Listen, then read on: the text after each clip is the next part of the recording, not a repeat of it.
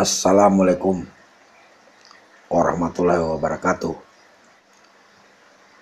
Teman-teman masih percaya nggak hukum di negara kita ini benar-benar ditegakkan apa adanya, ditegakkan tanpa ada kepentingan, ditegakkan bukan untuk mencari materi. Misalnya ada orang melanggar hukum. Nah, apakah kita ingin dia dihukum sesuai kesalahannya atau kita cari-cari supaya salahnya lebih besar lagi supaya bisa jadi duit?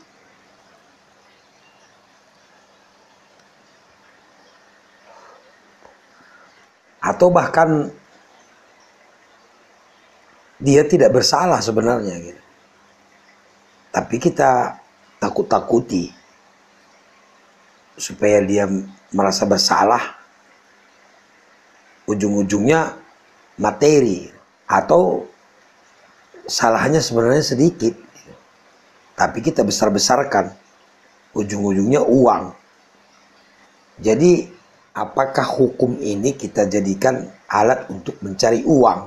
Kalau saya masih percayalah, ya kan, masih banyak aparat penegak hukum kita yang benar-benar konsekuen, benar-benar menegakkan hukum apa adanya, ya. Nah, penegak hukum ini kan ada tiga nih, ya kan, penyidik, jaksa penuntut, dan hakim. Orang kalau mau dihukum, orang bersalah nih ya, kita anggap bersalah. Sebelum dihukum, dia kan melalui proses penyidikan. Setelah penyidikan, penuntutan, lalu di pengadilan kan gitu. Jadi ada tiga dia, criminal justice system katanya teman-teman. Jadi seharusnya itu rangkaian proses hukum tadi itu bukan hanya formalitas. Artinya apa? Orang dihukum, yang penting ketiga tadi sudah dilalui gitu ya. Mau salah dia atau mau enggak terserah lah ya. Pokoknya penyidikan sudah, penuntutan sudah, dan pengadilan dan dihukum lah. Harusnya tidak seperti itu. Disitulah letaknya sebenarnya keadilan itu. Mulai dari penyidikan, kemudian penuntutan, dan ujungnya di pengadilan. Jadi ada filter-filternya, ya kan. Yang pertama dilakukan oleh polisi, dilakukanlah penyidikan. Lalu oleh jaksa nanti diperiksa lagi, apakah memang sudah pantas ini diajukan ke pengadilan. Lalu barulah kalau jaksa merasa sudah pantas, barulah dia akan membawa ke pengadilan. Nah, di pengadilan pun belum tentu dihukum kan. Nanti hakim lagi yang mempelajari, melihat fakta-faktanya, mempertimbangkannya, barulah dihukum dia atau dibebaskan. Jadi sebenarnya teman-teman, ketiga rangkaian ini, mulai dari polisi, ke jaksa, dan ke pengadilan, itu bukan proses untuk menghukum orang, ya.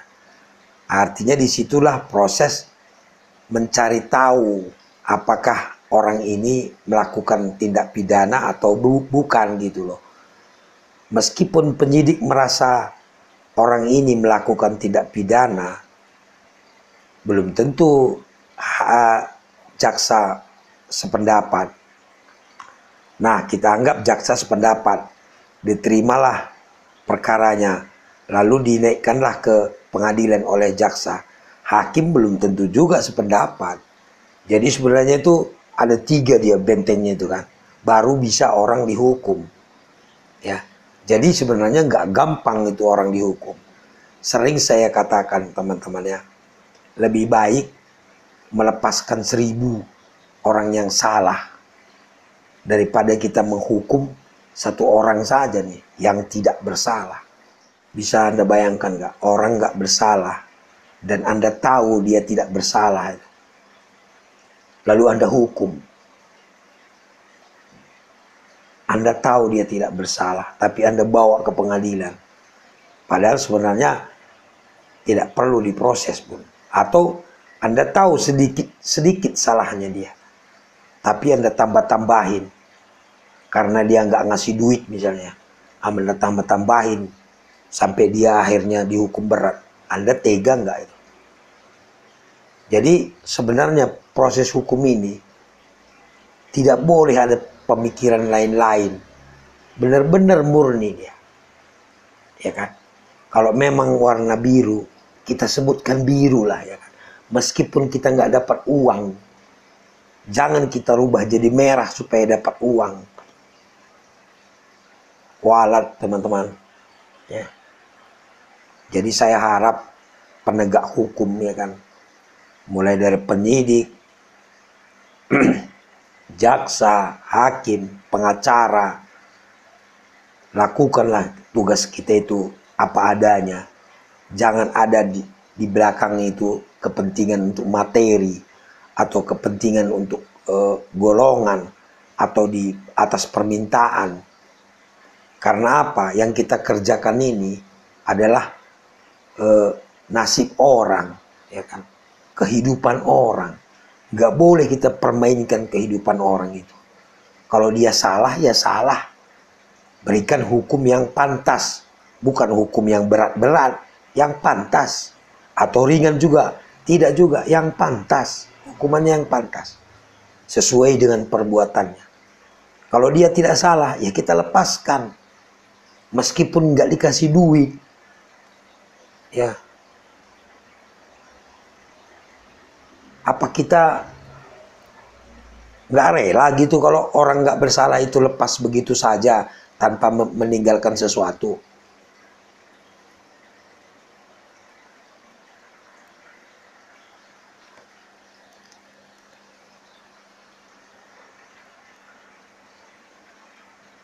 Jadi ayo kita penonton Bang Beni ini, kita belajar hukum.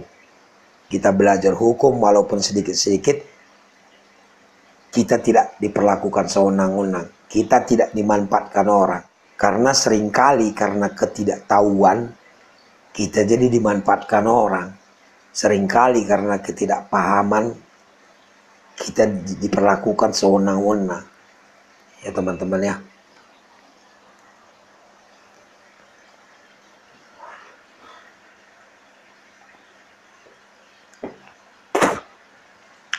Seringkali saya dapat curhat-curhatan lah ya.